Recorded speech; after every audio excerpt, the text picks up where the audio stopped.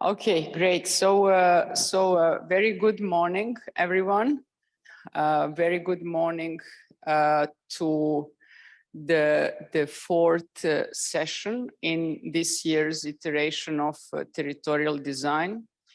We are opening the theme of the year, My Energy, with our first guest, Professor Dr. Sascha Roesler. It's a great pleasure and honor to have him with us, a great colleague and a friend with the incredible research. So a real honor to be able to listen to him in a few minutes. So we'll come back to Sascha in 5 minutes. Good morning to everyone here in the physical auditorium. People are still arriving. I would say maybe right now between 25 and 30 students, and right now 96 participants in Zoom. So we are out. We have in fact the largest part of the audience at a distance. Thank you also to Dr. Nazli Tumerdam for collaboration in this course, and thank you, Kiana Zhu, for your fantastic support also behind the camera and in other further conversations before and after the lectures. So to introduce a little bit the format of the session today, it will be a little bit different than what you experienced in the previous sessions. In the past, as you know, so to try to explain how this sort of integration of topics works, let's say, within the lecture series. So as I mentioned before, each year in each of the lecture cycles, we bring in and embed a kind of a mini seminar, right? Seminar within a seminar on a particular topic. And the way to do this, or we are guided by the idea that territory is a polysemic concept, as we spoke before, that cannot be portrayed in a kind of a singular perspective, and it gives rise to very different practices, epistemologies, and sort of lines of research. So in the past 4 years, we looked at territory with a different guests through different lenses, which as if, let's say, talking about different layers in the palimpsest of territory, right? So we started some years ago with Zurich. So let's say looking at the kind of approximate territory of a city or urban territory in a narrow sense. Then we spoke about my nature, my earth, my species, and now my energy. There is interest in a socio-ecological environmental perspective in the way that we are curating these programs. To give you an example, we have also involved our guests in designing the exercises, proposing the exercises that students work on for their grades. So which emphasizes not on the kind of a reproduction of the classroom knowledge, but rather emphasizes on your, let's say, critical thinking and the kind of application of what you have learned in a, I would say, performing a new synthesis and being really kind of the authors in charge of that question which is proposed. So here is an example of experimental affective cartography of Zurich that Filip Rekačević, for instance, introduced as a graded exercise. So this was a Filip Rekačević exercise, as you see, a wonderful maps using the kind of affective categories to read the city.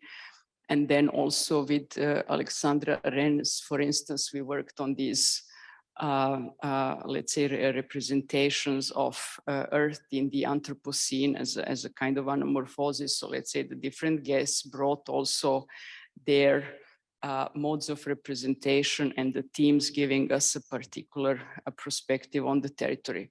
Also, I would emphasize in terms of pedagogy, it was interesting for us to somehow destabilize the classic hierarchy, let's say, the teaching staff, student, and involve the guests into the exercise, and also conversation around, let's say, evaluation of the work. So we will, for instance, ask Sascha to look at your work and give us a certain feedback, which we will share with you also in the last session at the very end of the course.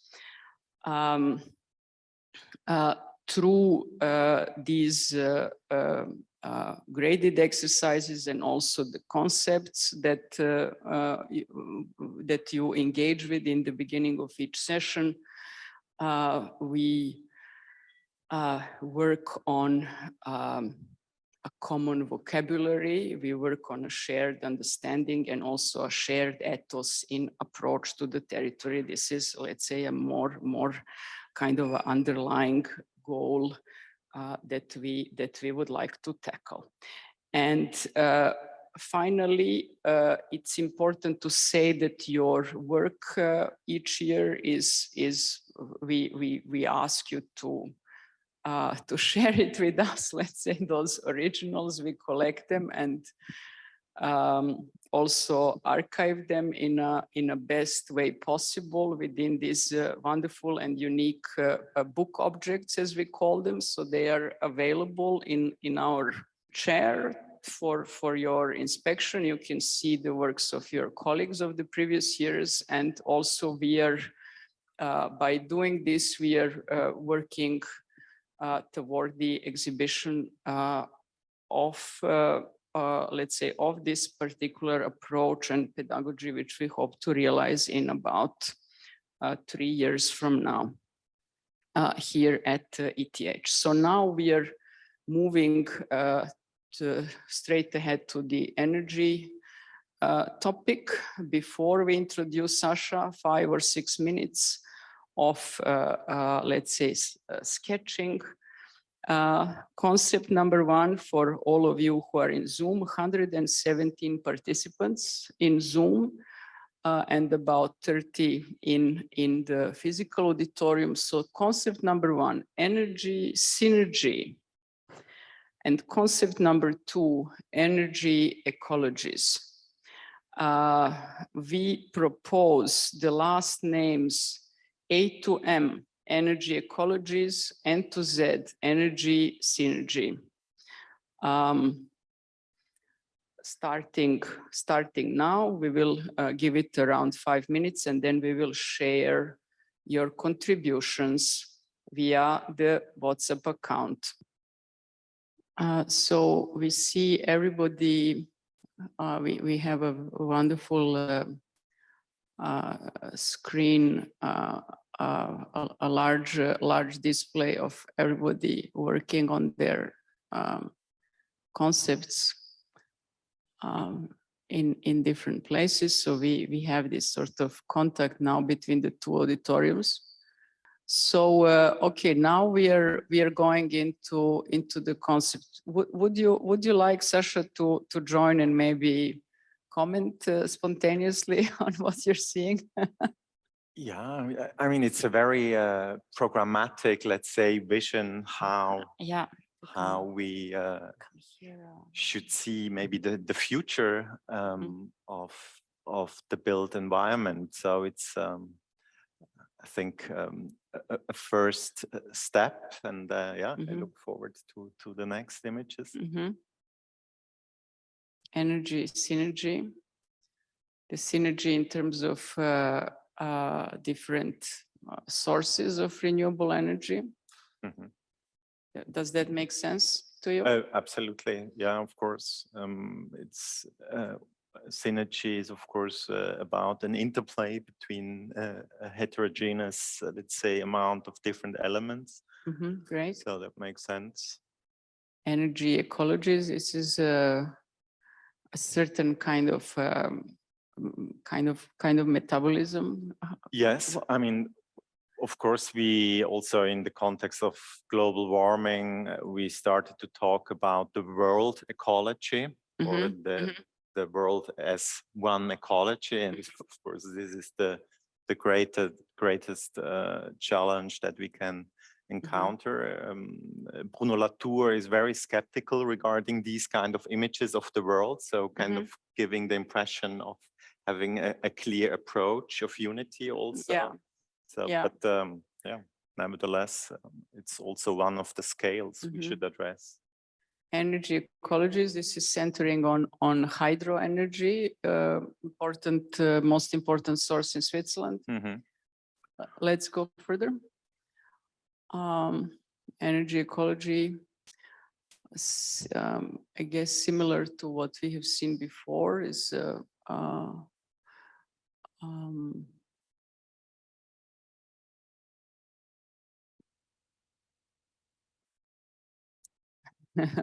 okay, still somebody didn't wake up yet.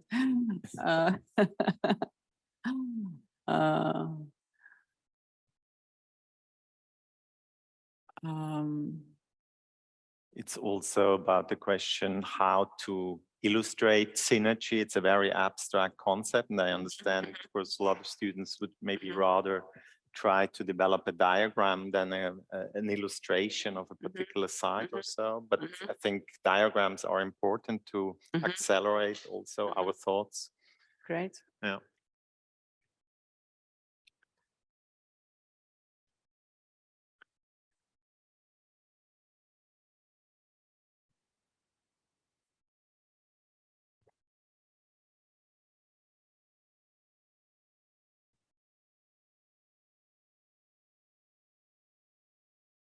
A lot of renewable kind of energy installation, a lot of wind parks everywhere.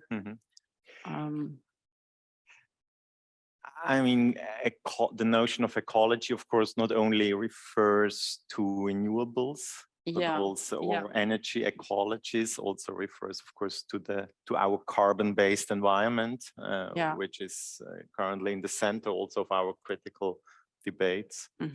I think we should try to link both aspects to really understand what we have now.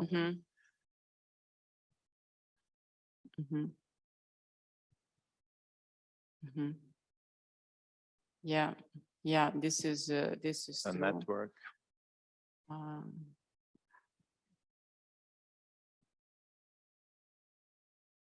Okay. Great. We have seen a lot of ecologies, not so much synergy. That one was more difficult this morning. So, Sascha, thank you for being here to unpack it for us.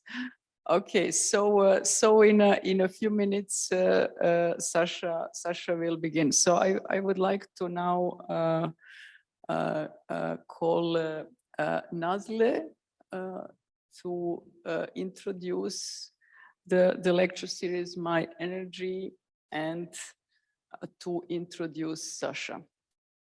Okay, everyone can hear me, I guess, now.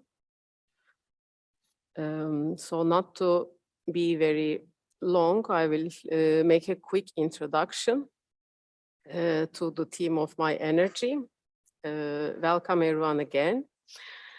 So within this lecture series, Territorial Design, each year we have actually a lecture series within the lecture series where we focus on a particular theme and invite guests who give very inspiring talks on the subject. This year's theme is My Energy, and I guess the timing couldn't be more appropriate. And within this team, we have 4 guest speakers this semester engaged in the fields ranging from energy humanities and feminist political ecology to urban history and urban design. Their talks will approach the notions such as energy transition, decarbonization, genealogy of energy, and urban microclimates. And today we are very pleased to welcome Professor Dr. Sascha Roesler as our first guest lecturer. But before introducing him, I would like to say a few words on energy and what its many, let's say, definitions and concepts. So energy is something very omnipresent in our lives. It is ubiquitous, it's everywhere, and everything is related to energy, but what is it actually? It, of course, comes from Greek, energeia. It's a term coined by Aristotle in the 4th century BC, which can be described as being at work as such, as all things are when they are real in the fullest sense. And this connotation is, of course, suggests something positive, but it's an immaterial concept, which changes throughout the history of science. So if we, since Industrial Revolution, we see that the original meaning transforms, energy is discovered in a way in the 1840s, and so the connotation, it transforms into a quantitative material property that can be measured.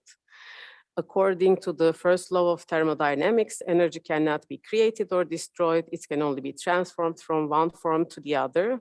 It can only be captured, and capturing various forms of energy in order to ensure a certain way of life that deserves to that serves to some at the expense of others has been business as usual for a very long time.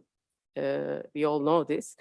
And we also know that this way of life, which we have been taking for granted, it was made possible through exploiting fossil fuels and treating the whole planet as a resource. And this illusion of having ever more energy, considered cheap and inexhaustible, made energy inherent to our existence. It's equivalent to a modern and normal life, even to a free life.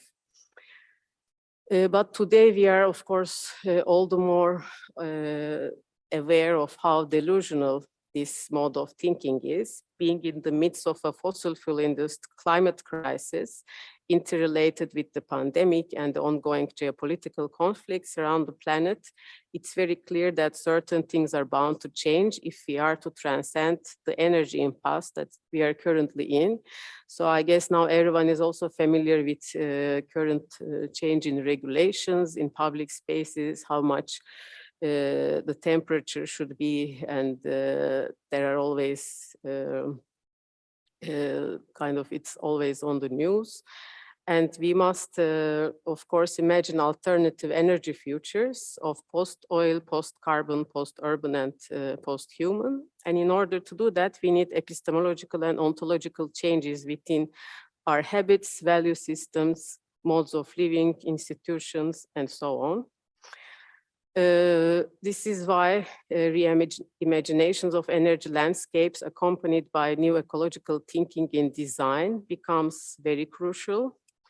Instead of continuing the power asymmetries and allowing capitalism to reinvent itself by finding new frontiers of extraction and inventing new technofixes here and there, we ask, can the energy transition be radical and just? Or as we ask in our design studio, power to the people, can architects and territorial designers envision a more democratic, equitable, and ecological energy landscape? Can we reconceptualize Aristotle's original term energeia once again and be at work collectively to conceive energy as a public and planetary good that shapes the socio-ecological fabric of our territories? And here you see a short article from Galaxus. They are like talking about how this energy sparing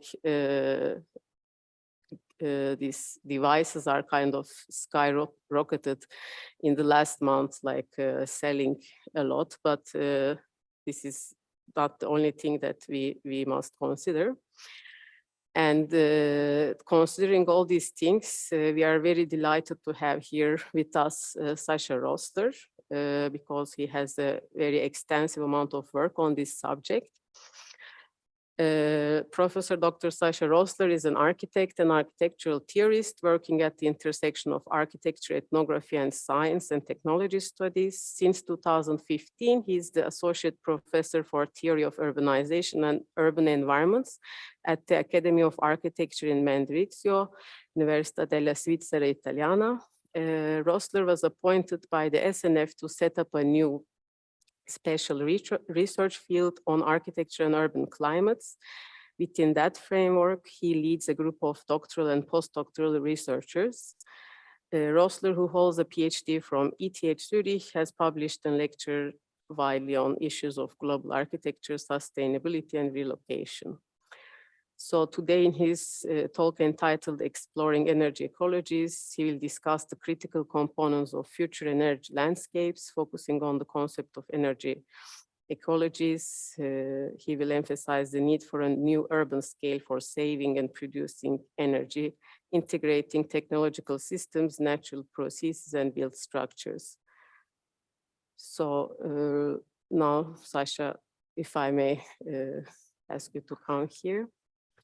So thank you so much, Nazli and Milica, for inviting me and having me. It's just great to be here and also to have this conversation with all of you. Of course, we are also interested in this topic, energy.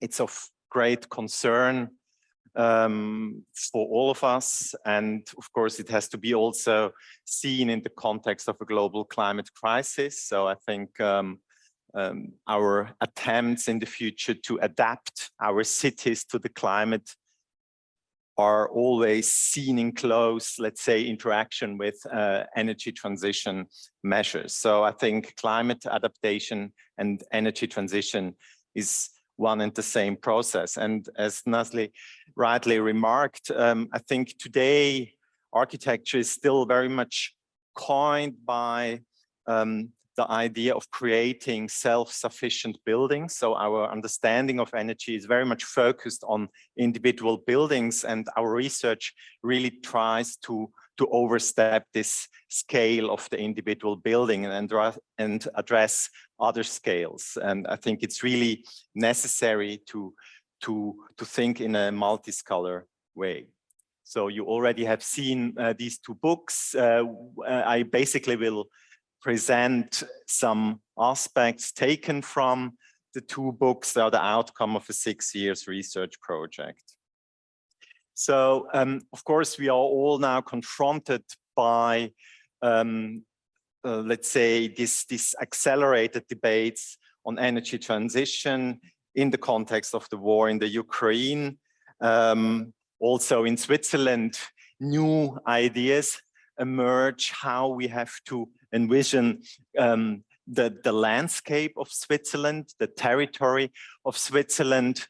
But I think, of course, as architects, we also should really try to make our contribution to this aspect. And I think we should really see how or understand how much we are dependent in cities from remote places, from hinterlands. And that's why I would like to kind of share this quote from Dean Hawkes as also the motto of my today's talk. So he talks about new productive urban energy landscapes and the role as a place of consumption of energy. So here's the quote: "The city that produces all of the energy it needs for its buildings and the urban infrastructure is, of course, only a vision. To take the first steps towards its realization would transform the agenda for research and practice in architecture more radically than any idea since the advent of the modern movement." And I really would like to emphasize this need to rethink the city as a productive place, also in terms of energy production. So here is a kind of the overview, what I'm going to try to expose and also discuss with you. I would like to introduce this idea of energy ecologies from a theory point of view. I will kind of present an archaeology of the recent theoretical past, so address referring to urban nature and urban energy. And then in a second step, I will present basically 2 or 3 case studies. Geneva and Chongqing case studies are both part of the second volume I showed you. And we are currently also working in our seminar in Mendrisio on energy landscapes and energy transitions related to the city of Warsaw. And I also would like to show you one of the case studies that we think are interesting. So energy ecologies from a theory point of view. And first of all, I would like to reflect a little bit about this notion of urban nature. I think architecture is still weak in really understanding the natural forces found in a city. So of course we can state here are kind of blue infrastructures, a pool, there are some trees, etc. But it's very difficult to assess the microclimatic conditions and also its impact on the energy needed inside the building. So we are really in a quite, let's say, primitive stage of knowledge. And I think your generation definitely has to make a next step in a more thorough and understanding what it could mean to use urban nature, the natural forces. And of course, our theoretical understanding is of greatest importance. We can discuss different concepts, how nature and cities are interrelated. You all know modernity has kind of created this dichotomy between nature and city, but we could also see the city as part of nature, for instance, or urban nature even as a synthetic artifact. So here are 2 quotes taken from 2 famous geographers, David Harvey, "There is nothing unnatural about New York City." What could that mean? Or Matthew Gandhi, "The design, use, and meaning of urban space involve the transformation of nature into a new synthesis." So I think this is also an important idea that we should kind of explore. But let me now in a more systematic way introduce the notion of ecology and its relation to nature. And I would like to highlight now the, let's say, most important development since the late 1960s, where this notion of ecology emerged, coined most prominently by Scottish intellectual and landscape architect Ian McHarg. And here's a quote taken from the introduction made by Louis Mumford, kind of talking about the systematic effort to determine what constitutes a balanced and self-renewing environment. And he says, "The name of this effort, insofar as it draws upon science, is ecology, a body of knowledge that brings together so many aspects of nature that it necessarily came late upon the scene." So it's basically a scientific endeavor, ecology, in the understanding promoted by McHarg. And then, so this was 1969, and 2 years later, Peter Rainer Benham published his important book about Los Angeles with the telling subtitle, "The Architecture of the Four Ecologies." And also here, we will find a specific understanding of ecology, which is not so much coined by insights of the sciences, but rather of the natural sciences, but rather of the social sciences. Peter Rainer Benham was relying in his understanding of the notion of ecology on developments of the Chicago School of Sociology as it developed this concept at the beginning of the 20th century. And you can see the book has basically 4 parts, always highlighting one specific ecology. So he starts with the Surforbia area near the sea, then the foothills, then the plains, and finally the transportation network. So kind of an attempt to frame this very underdetermined urban landscape of Los Angeles by relying on this notion of ecology.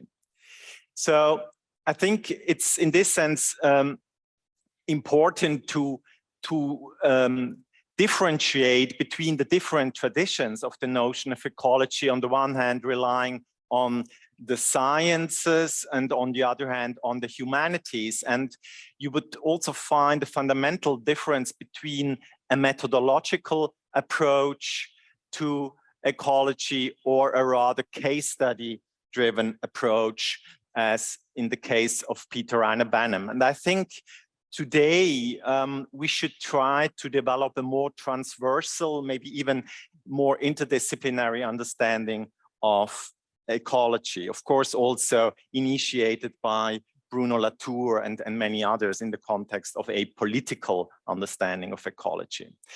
So let me give you some more hints on these 2 strands of ecology. And I would like to start with this tradition coined by Peter Banham. Of course, he was not alone in the 1970s. A number of books and publications were dealing with specific urban environments. Alvin Boyarsky's special issue on Chicago, highlighting the city as energy system, or also Raym Koolhaas' seminal book, Delirious New York, was kind of also dealing, amongst others, with energy infrastructures. So here we have, of course, an environment coined by infrastructures, transportation infrastructures, energy infrastructures, also the artificial production of the man-made character of the landscape, and also the approaches to the natural, so-called natural environment is coined by specific infrastructure. So in Los Angeles, the sunset is kind of harvested by the, or assessed by the Sunset Boulevard in the case of Peter Banham. So, and then also, of course, a 3-dimensional understanding of the city coined by infrastructures. So Boyarsky speaks about the complexities of Chicago's multi-layered infrastructure. The energy system produces, as he says, the characteristic residual rectangular residential pockets. So the urban development is relying on infrastructures, we could say, and the lines of energy and communication define the neighborhoods. This is kind of the understanding as it emerged, especially in the 20th century. And it's the classical modern understanding of the city. And also, we could refer to Raym Koolhaas' book, Delirious New York, where he even kind of promotes the idea of a supernature. The skyscraper has transformed nature into supernature, as he says, referring to the Downtown Athletic Club. So this is one strand coined by a more humanities-driven approach to ecologies, we could say. And then on the other hand, we have a number of landscape architects since the late 1960s highlighting ecology in the context, of course, on scientific insights, most prominently Design with Nature in McHarg's book, but then also 2 books of 1984, Anne Whiston Spirn's The Granite Garden, Urban Nature and Human Design, or Michael Hough's City Form and Natural Process that I would like to mention.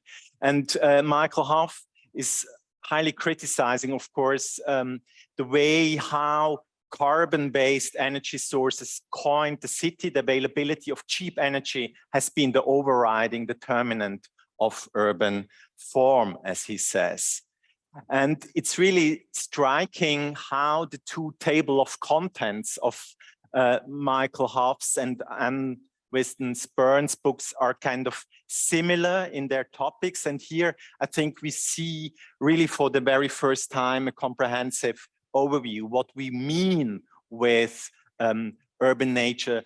Until today, I think we very much share in a certain way their approach. So they start with the climate, the urban climate, then followed by the earth, the soil also of a city, then water is of course a great topic, the plant life in both cases, then wildlife, the cohabitation, we would say today, the wildlife habitats, also city farming addressed by Michael Hough, and then both end in this kind of ecological agenda, right? So what we need is to make connections and to kind of rethink city as a urban ecosystem. So, and again, Michael Hough is really criticizing the non-productive understanding of urban nature. So he says leisure has become the prime function of urban parks, while other environmental and productive function that the city's land resources must serve have largely been forgotten. We fail to see nature as an integrated connecting system that operates in one way or another, regardless of locality. So, and also then in the later quote, he kind of emphasizes the role that the climate, the urban climate could play in the kind of overall energy balance of a city.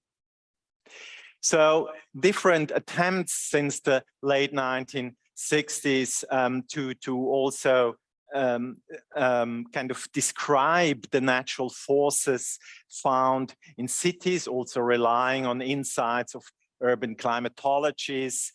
New types of simulation labs emerged, as this one at Berkeley, the Environmental Simulation Laboratory, kind of assessing the wind profile of a high-rise quarter.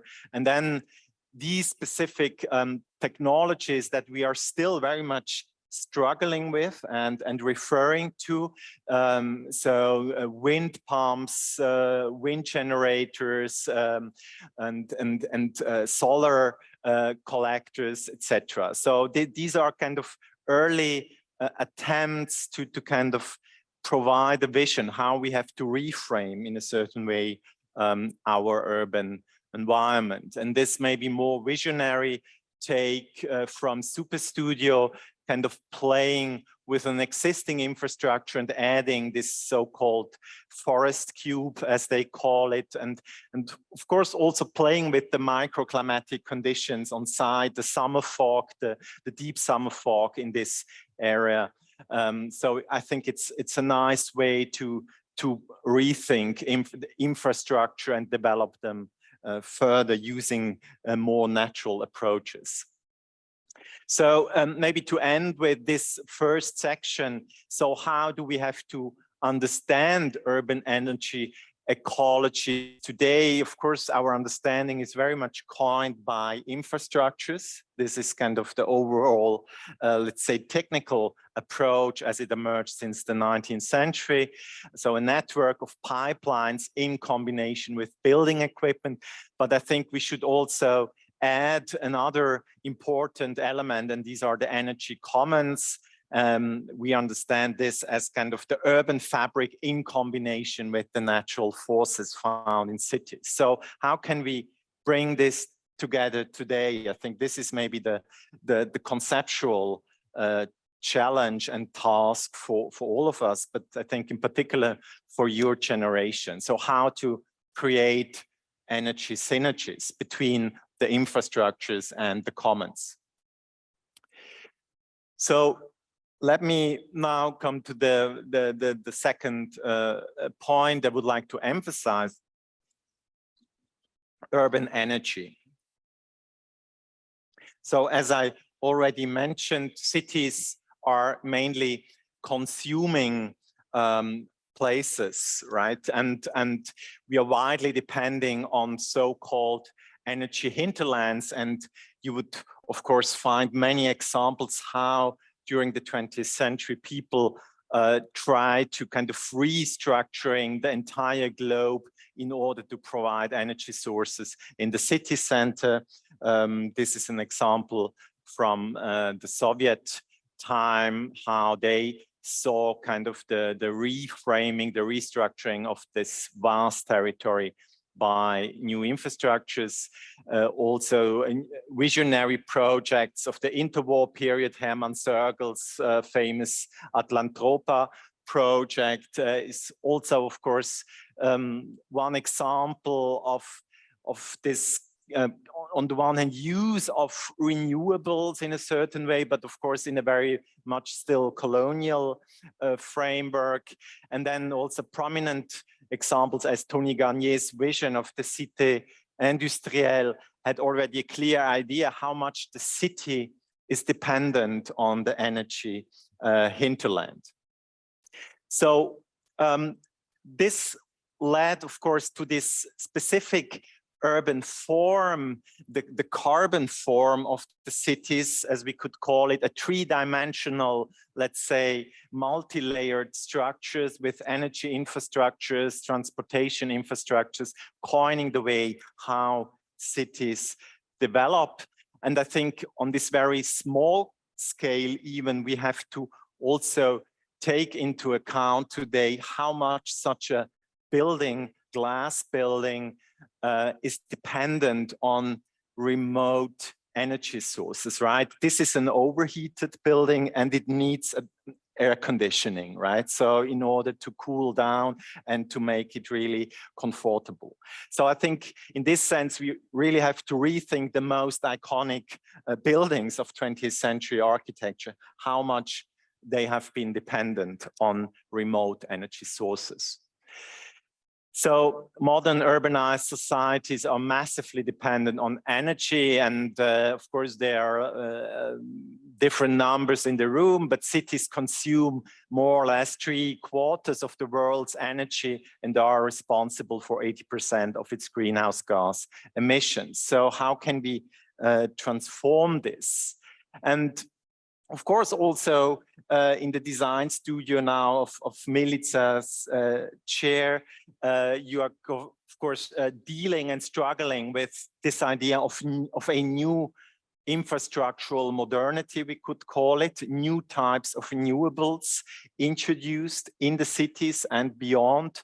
And the question is, how can we kind of rethink also this new infrastructure in the context of the existing cities? And of course, we are meanwhile pretty much familiar also with the technologies and the manifold challenges associated with it. So of course, the wind farms, but then also the question of energy storage, the question of smart grids or new microgrids, the question of data in cities, and then even new building systems on a building scale. So how to integrate this? And I think it's so important that we develop an understanding that we need to rethink the energy hinterlands. So how can we make cities more productive?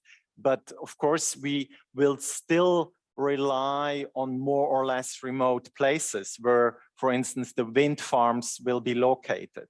So I think it's really about this connection between different scales that are in the center of our discussion.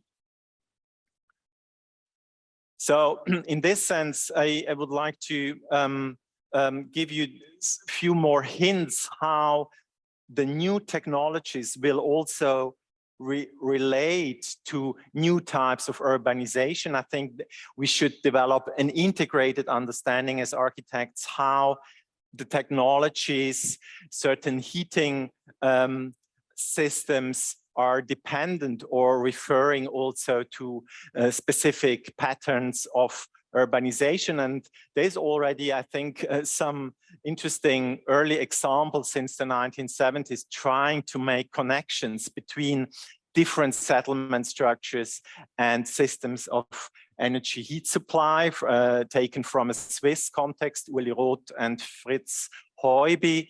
So really assessing the economic viability of representative heat supply systems for different settlement types. And Charles Waldheim coined this notion of non-figurative urbanism, and I would like to kind of add also a figurative type of urbanism as kind of two ways how we can think about future urban landscape. I think the new infrastructures, the new technologies will on the one hand maybe lead to a completely new type of urbanization, also overstepping the dichotomy between the rural and the urban, as envisioned by Ludwig Hilbesheimer in his book, The New City.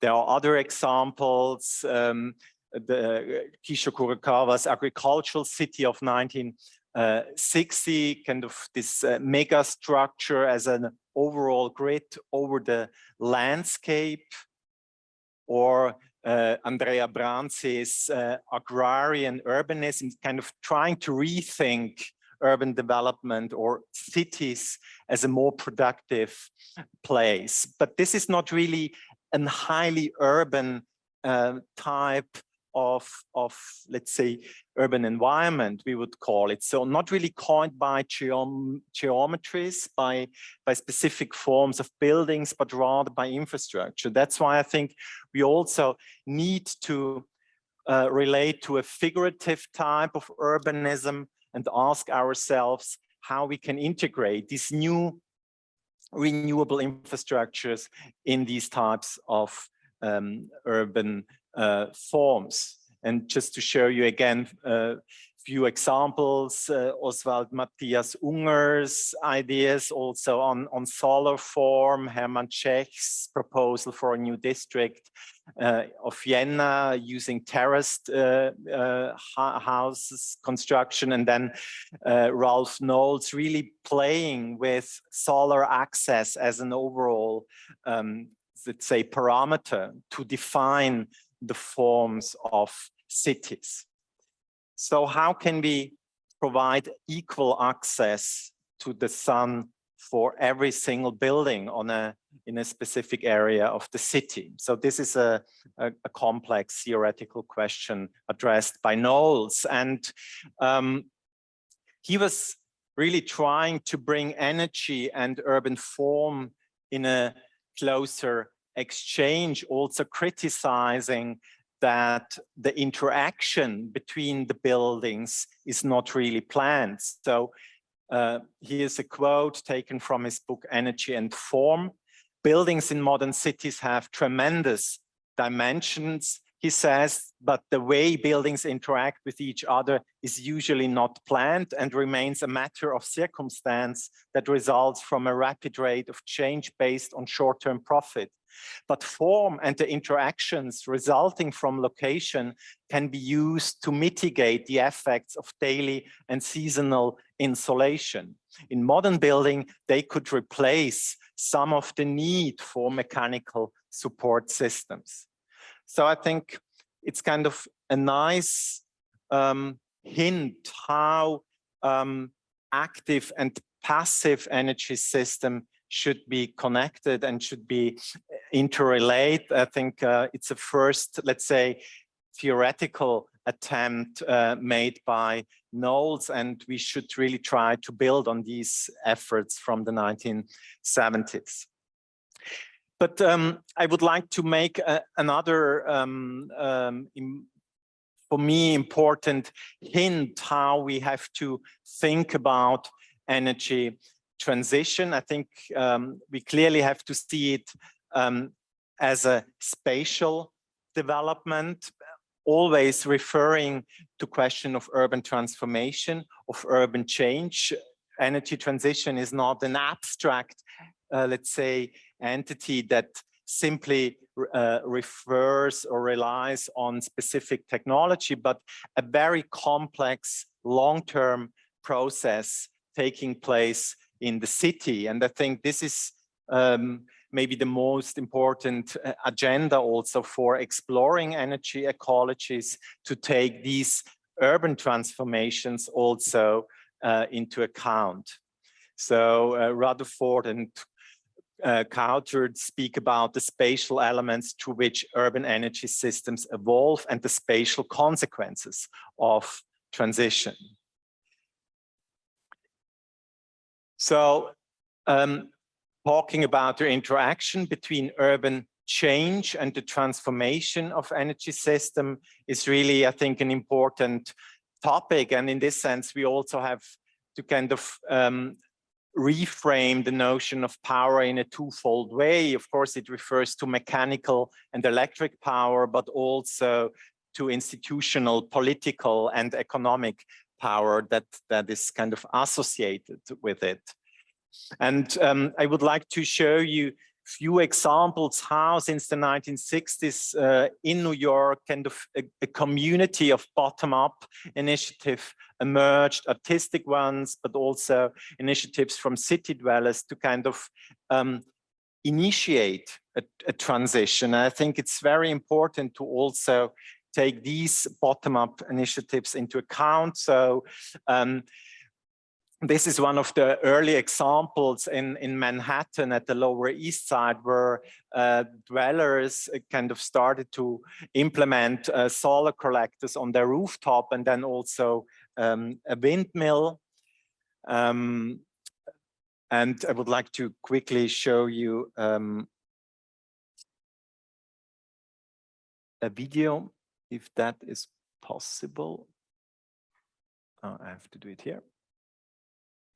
The windmill has given us a new sense of pride, because it was the unemployed and unskilled peoples of the neighborhood that put this 37-foot tower into the air.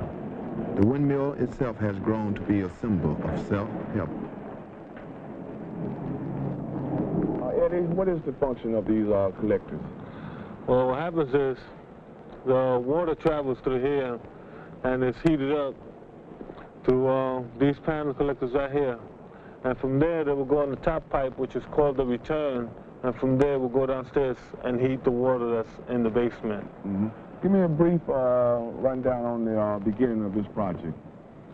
Well, as far as solar's concerned, we built the system to save us money as far as fuel is concerned. Mm-hmm. We're saving maybe 75% of our hot water through the system right here. Mm-hmm. We pulled up the windmill because one day Con Ed came and they shut off our electricity, and these panels need electricity to keep pumping the water up and down, or not they'll explode.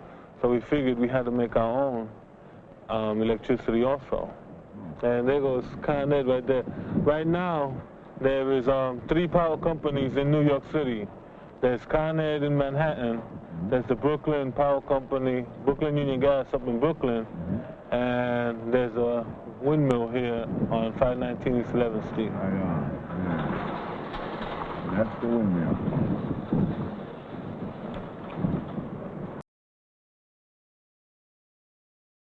So I think it's important to take into consideration that energy transition is also about really working with the existing urban fabric, with the city dwellers, right, with the existing even energy infrastructure, and maybe adding new layers. So it's not only about replacing. Of course, this example from Manhattan can be seen also as a starting point for new types of microgrids. You're probably already familiar with these examples from Brooklyn. So really city dwellers establishing a microgrid of owners of solar collectors, photovoltaic collectors, establishing a microgrid, and then also, of course, using today internet technology, blockchain for clearing, etc. So I think these are the latest developments, but it emerged already in the 1970s. So I think also artists tried to kind of explore the energy and transportation infrastructures, especially in New York. So here is an image with the two famous artists, Robert Smithson and Carl André, land art artist, and then more specifically Peter Fend, also a multi-disciplinary, let's say, artist, also embedded in a larger collective, so-called Ocean Works, working with Jenny Holzer and others, tried to kind of rethink the energy system of New York, developing his own ideas, what kind of more, let's say, renewables could be integrated into the energy grid of Manhattan. And of course, it's also very much related in this kind of bottom-up communities of New York. It's really the perspective of also of a individual dweller in sharp contrast in a rather, let's say, top-down infrastructural understanding of energy provision.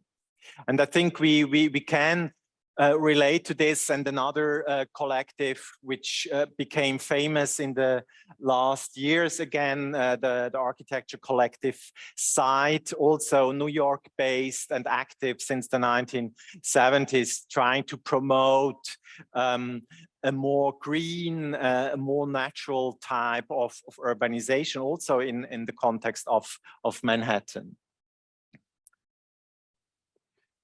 So these have been, let's say, this rather, let's say, theory-driven, let's say, reflections from my side, also ending up by emphasizing the need to work on site, to explore, let's say, the living conditions of people in cities. And for our work in particular, ethnographic methods are important and relevant. And artists like Robert Smithson were also relying on this ethnographic approach to urban environments that seems to be important to get a closer understanding of the living conditions of specific sites.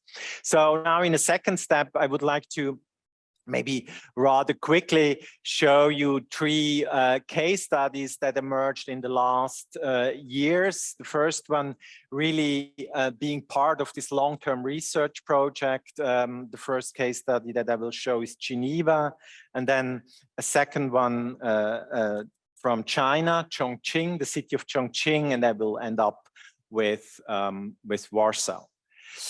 So it's about developing a complex understanding of energy transition. So also taking the social and political issues into account. So not to, in order to avoid a purely abstract idea of replacing technologies. I think this is really in the center of our concerns, and I would like to start with Geneva. We already highlighted the case study in an exhibition at the Academia in 2020, where we were kind of talking about the city as energy landscape, having basically with an exhibition with basically two parts, the case study part highlighting Geneva, and then the theory part that I already showed you now, basically. And in this theory section, you can see how we really try to kind of complement this infrastructural approach to energy to a more energy commons approach. And there were also two displays highlighting energy ecologies on the one hand and energy synergy. So really trying to provide a theoretical understanding of energy in architecture today. So, and water was particularly relevant for us looking at the Geneva case, the different understanding of energy.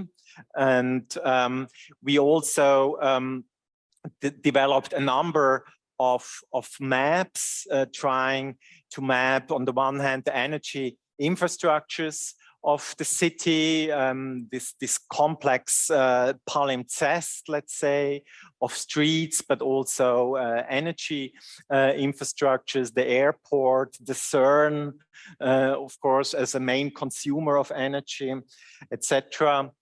And then it was important to refer to a complex pictorial archive where we were highlighting also how the city is kind of, the infrastructure of a city is highlighted and represented in certain types of images.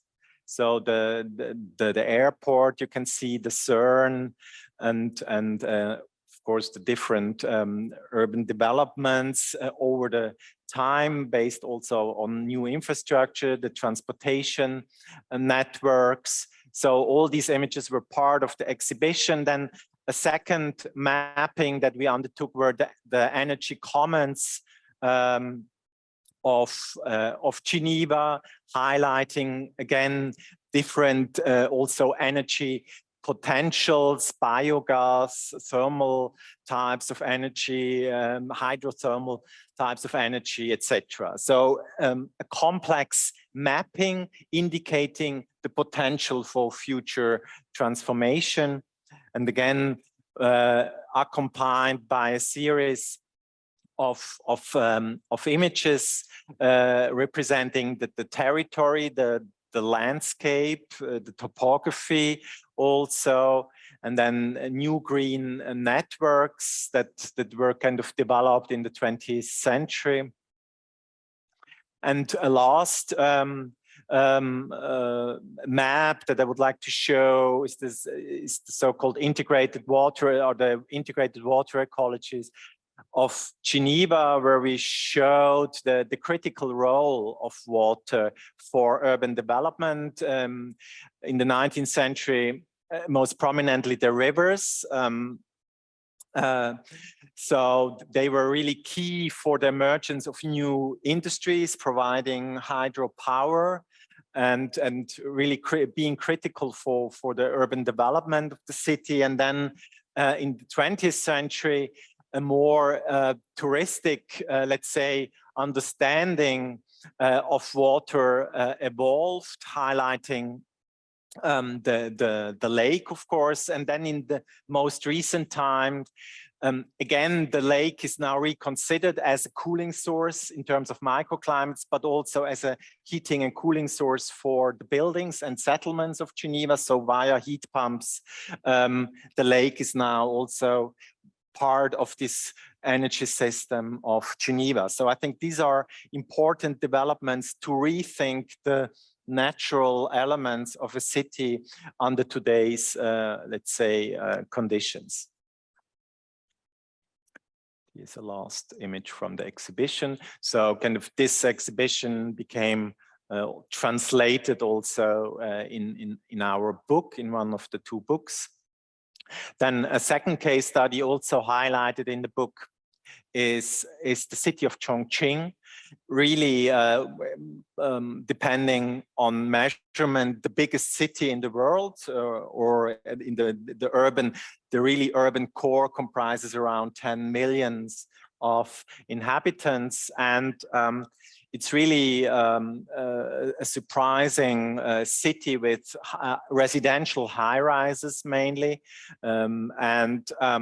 What is really remarkable that the vast majority of buildings don't have heating infrastructures nor insulation, although the city experiences rather cold winters.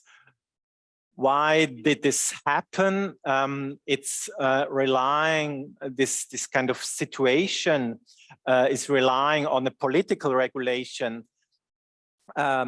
undertaken in the early 1950s by the communist government. They decided that only the northern part, the red part of China, would receive heating infrastructures, but not the southern part of China. So really large cities like Shanghai, Nanjing, Wuhan, and also Chongqing, they experience quite cold winters. So they are in this so-called hot summer and cold winter zone. It's kind of a subtropical zone with really humid and very hot summers, but also quite cold winters, around 5 to 10 degrees. So the question for us was, how are people dealing with these kind of climatic conditions? And you would find cartoons on the internet like those, kind of emphasizing the so-called great heating divide of China. So in the north of China, people would even sweat during the winter, so they eat ice cream, the rooms are maybe overheated, while in the south, the people are freezing, having no thermal infrastructures.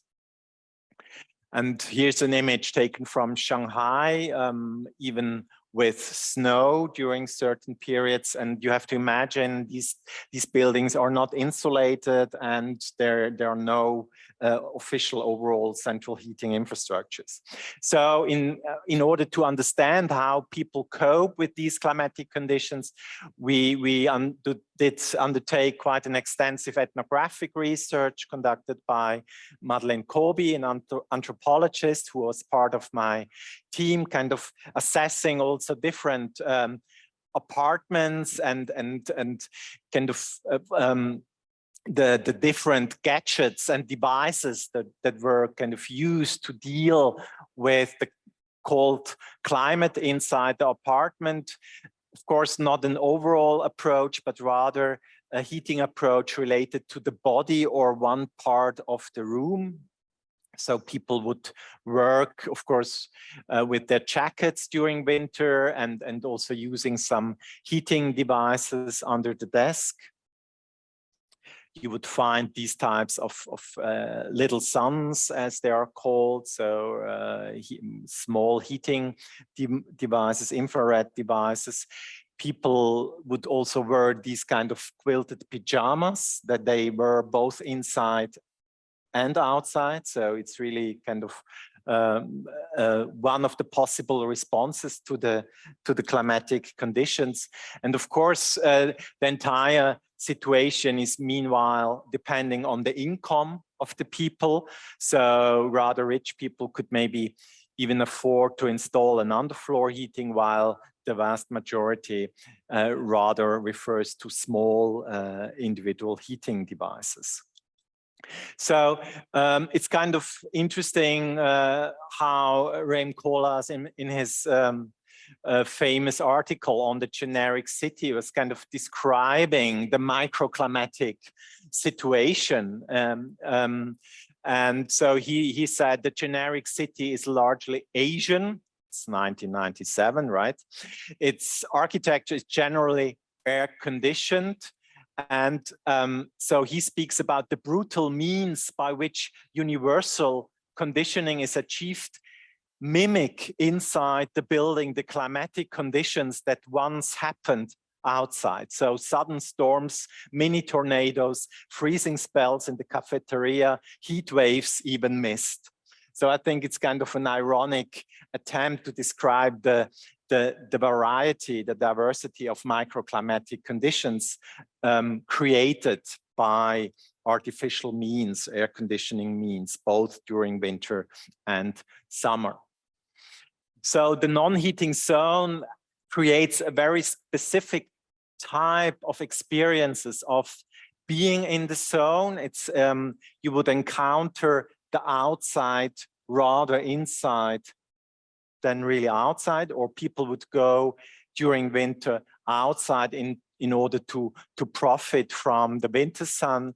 So I think it's a kind of a reversal in many respects of our understanding how a thermal environment is kind of structured by a clear divide between a conditioned interior and non-conditioned exterior. And we could maybe refer to some developments also in a Western architectural history in the context of the so-called Lebensreform, reform of life, right? The Johannes Duiker's famous open air school for the healthy child in Amsterdam with open windows also during winter. And of course, you would find these examples in many other places of the world. So how to kind of live or even profit from a harsh climate. Or Richard Neutra really playing with the different microclimatic conditions in a desert climate, like in Palm Springs, providing an underfloor heating around the pool. So the entire area around the pool could be heated or cooled down depending on the daytime and the season. So I think it's kind of interesting today to refer to these let's say strands of architectural history, providing other approaches and also making connections to other parts in the world possible, like China. But coming back to Chongqing, of course, we also have to talk about the enormous amount of energy that is more and more consumed by new technical devices within the apartments that are not insulated. And not so far away from Chongqing is the biggest hydroelectric power station in the world, the so-called Three Gorges Dam.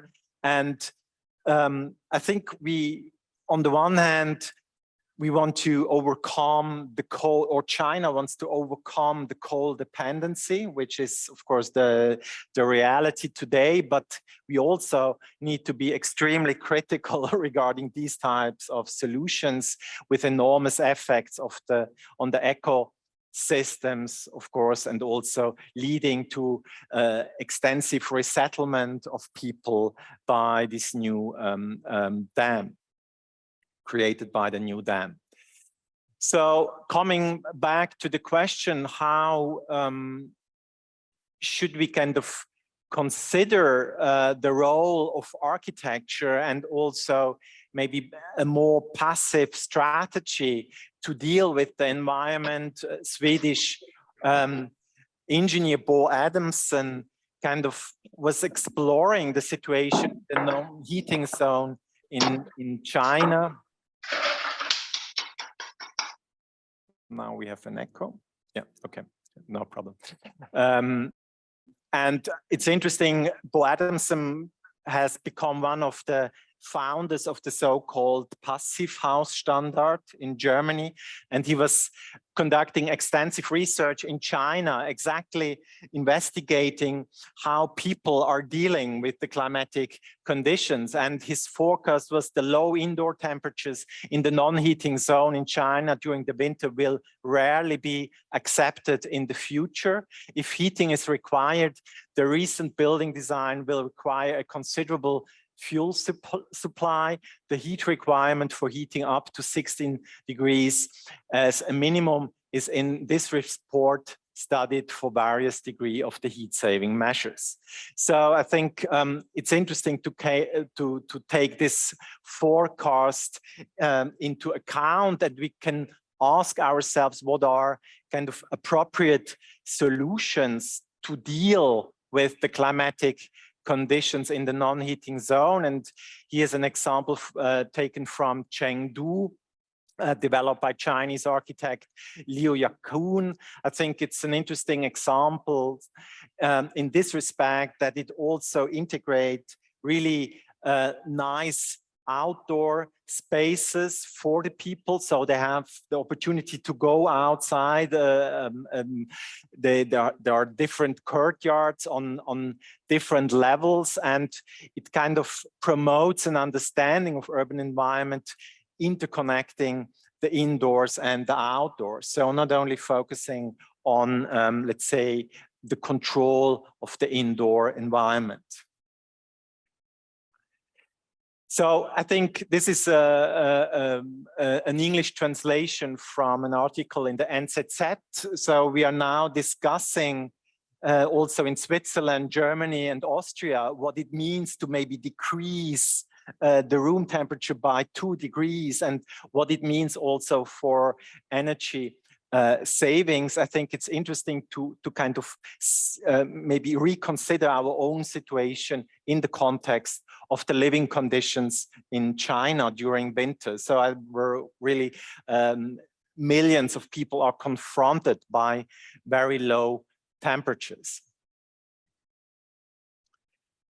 So this was Chongqing, and maybe just as a last very short examples that we, which is on the one hand also represented in one of our books, but what will be also investigated by some of the students and of our current seminar on Warsaw. Of course, Poland is widely coal dependent until today, so the topic of energy transition is not really in the center, right, of the public debate. But nevertheless, I found it extremely interesting to exchange with Polish architects and other people to kind of start a conversation. What is possible, and Warsaw has its own let's say, experiences due to the enormous destruction during the war. The large parts of the cities have been destroyed, and there is a tradition on relying on the scarcity of means, which is interesting, I think, for us, and which really helped me also to rethink ecology, specifically in the context of this society, of this urban society. So not only relying on the tradition of the US, let's say, right? So I think there are different traditions and also cultures of ecologies which should be taken into account in the future more thoroughly.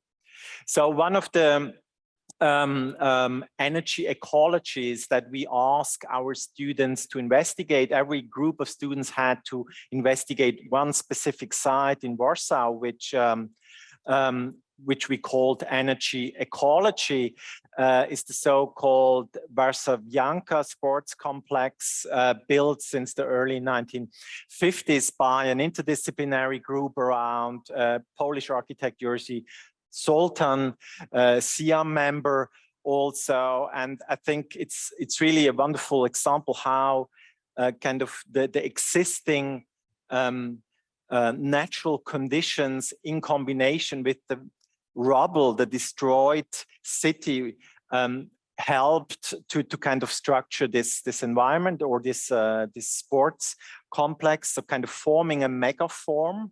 So the idea was, instead of kind of adding new buildings, rather restructuring the territory. So here you can see the situation in Warsaw of right after the war, with a lot of rubble, and it was transformed to this new site, forming the territory, and also taking the hydrogeological, let's say, situation into account. And during our stay now in Warsaw, we had the privilege to go there with the Polish research architecture collective Centrala, with the two main representatives, Simone and Gosha, and they were really kind of relying also on a kind of forensic exploration of the former archives, of the plans of the original layout, to kind of reconstruct the main ideas of the architects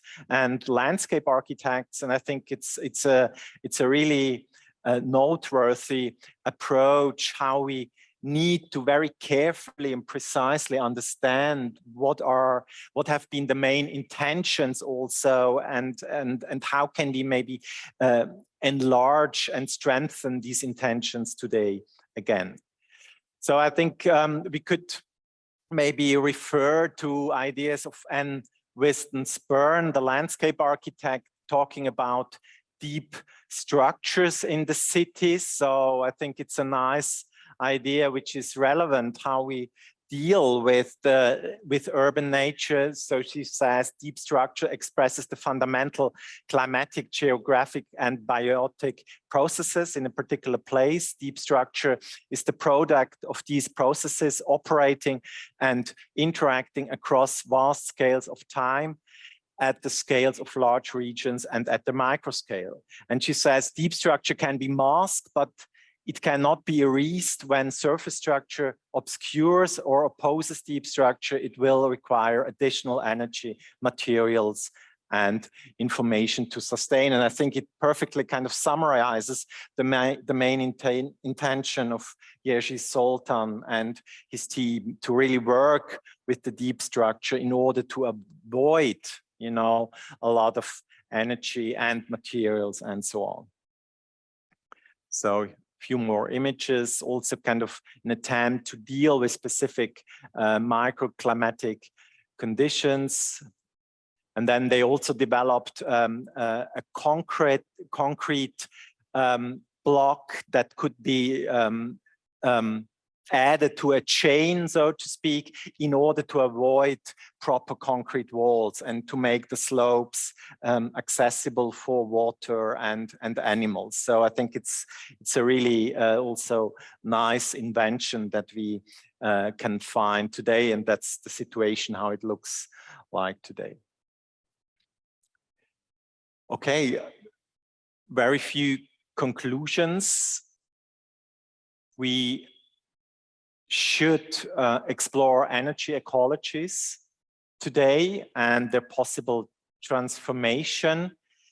And I think it's really important to study the co-production of energy systems in transition and the systemic urban change, the contested and political processes involved, and their uneven social spatial outcomes. So energy transition doesn't take place in an abstract environment, but rather in an urbanized urban environment with a lot of tradition already there, a lot of buildings, etc. How can we use the means already available? And in this sense, energy transitions, if they actually occur, may result in a deep changes in the spatial organization, economic performance, and social cohesion of society. So I think we should be also concerned with the urban as such if we talk about energy transition. So I think that's it from my side. I leave you with this two posters, one of our seminars in Mendrisio, highlighting the city as energy landscape with a number of also distinguished speakers, and then a more recent also initiative from our side to establish a research network, an international research network on urban energy landscapes, which will also help, I think, to accelerate the debates in the future. Thank you so much, Sascha. I guess, or I hope that everybody can see us in Zoom, 128 participants on Zoom, wonderful auditorium today. Thank you, Sascha, very warm applause. The disadvantage of Zoom is that we cannot hear the applause, but I think this is great. We can imagine it. Thank you so much. So we will proceed directly, actually, without questions, because of the tight timing as the students have to move on to other course. So we will consider the exercise a way of exchange and a certain engagement with the ideas that you presented, which I find absolutely crucial, you know, let's say linking, taking the energy out of the sort of realm of infrastructure into the sort of realm of urban ecology, urban political ecology. And I think that this important idea, which links back to also certain, let's say, histories of our profession, which you so successfully unearthed, I think that would we hope that this will inform your work in the future, but particularly the exercise, the first one, let's say, of the graded exercises that Nazli will now introduce in the next 10 minutes. And so stay with us for the next 10 minutes. And I would like to say the exercise is tailored for the undergrad students. If there are PhD students among you and you would like to propose a different type of engagement, perhaps a little essay around the energy questions or other questions in this course, approach us and we can discuss together how to do that. Okay, so now for the first graded exercise, it was really great to have these case studies from Sascha because it directly relates to our exercise. And in his work also on urban climatology, Sascha aims to urbanize the thinking on climate in architecture and urban design. He suggests to take a look back at certain discourses and build projects of the 20th and 21st century, which we also now saw some of them, to propose a new urban theory of climate control.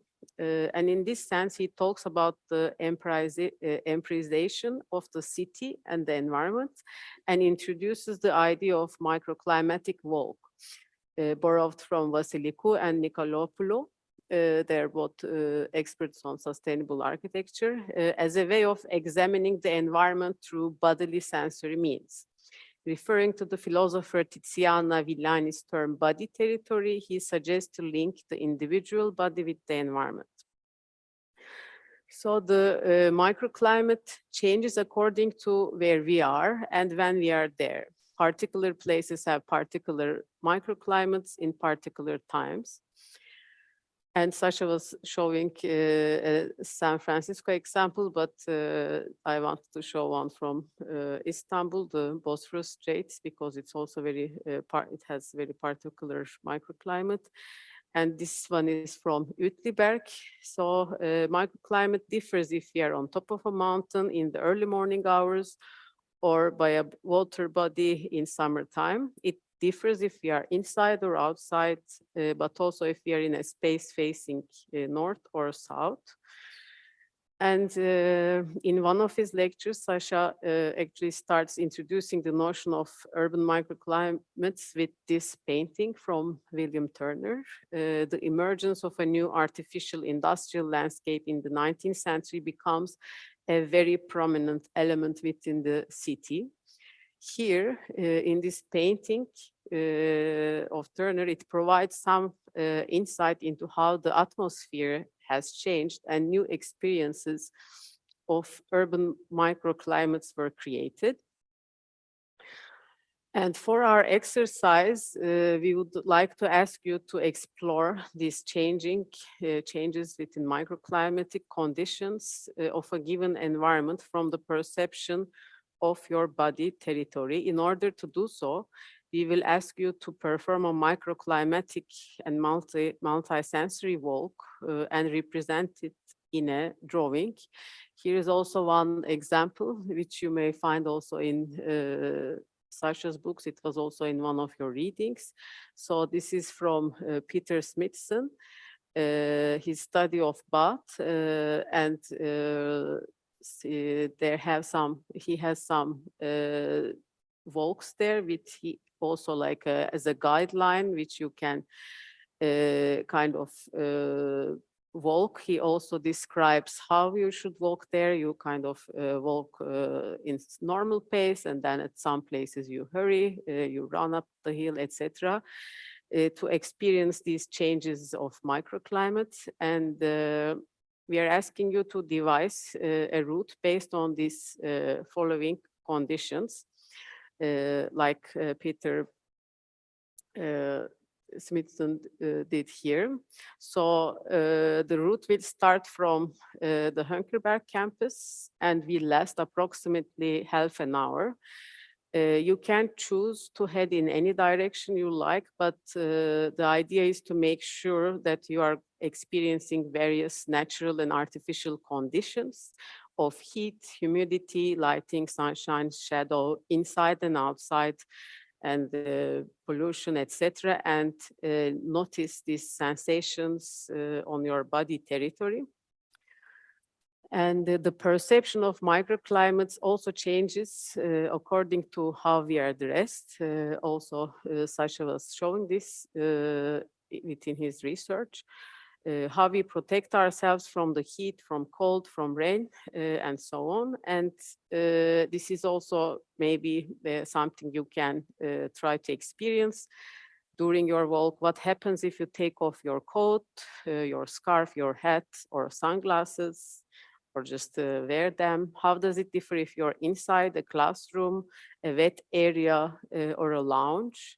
Now experiencing the new regulations on the heat in public spaces.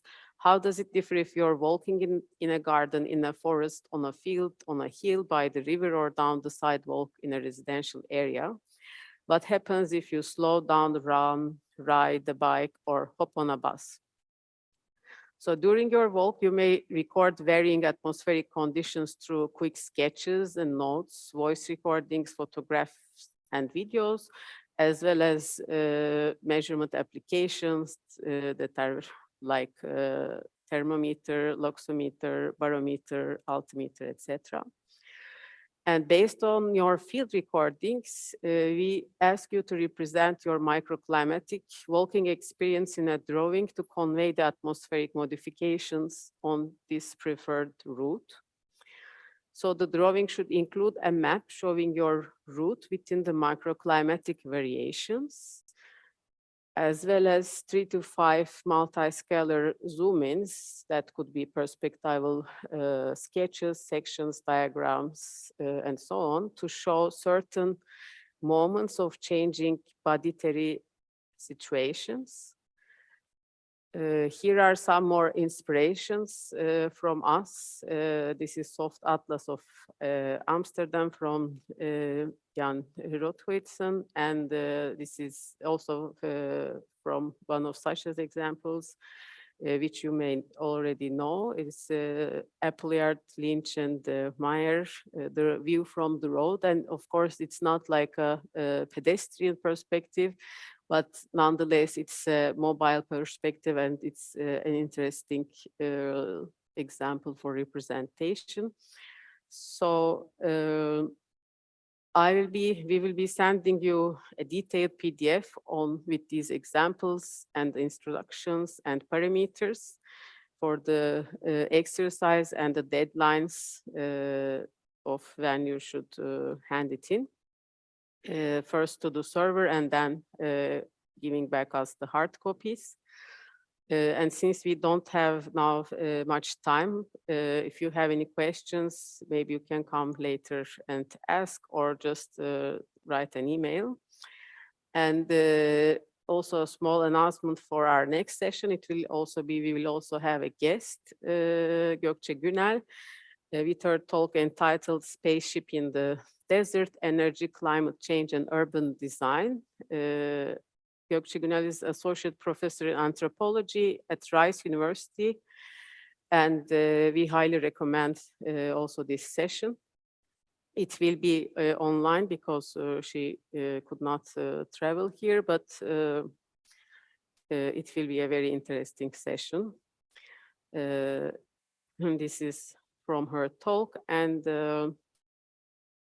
here are the readings, so you may prepare before her session. Thank you.